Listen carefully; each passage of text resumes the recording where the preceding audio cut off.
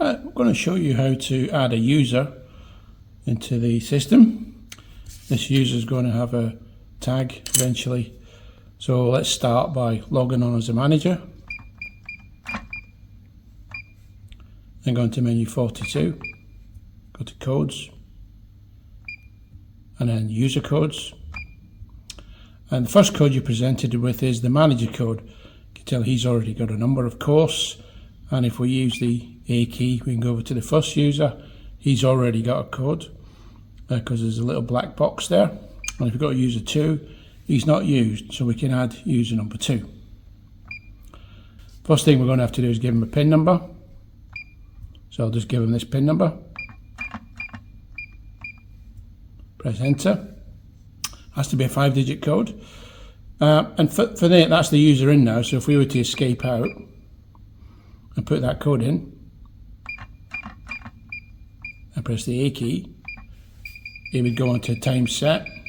Obviously there's some faults on the system at the minute, but he can't be using his fob yet because fob's not registered. So we'll have to register a fob for the user now. So again, back into the user codes, via the manager, menu 42, go and find that user, which was user number 2. We've done the PIN, so the next menu we need to go into is card number. We press enter there. And we need to present the card, but it doesn't just work like that. We have to press the A and the 1 key. So it beeps.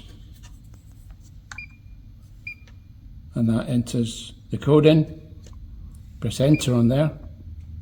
And the next thing you're going to have to do is go to the max function, so in option 8, and enable time set. So what you want him to do is be able to set the system with the fob. And that's him set.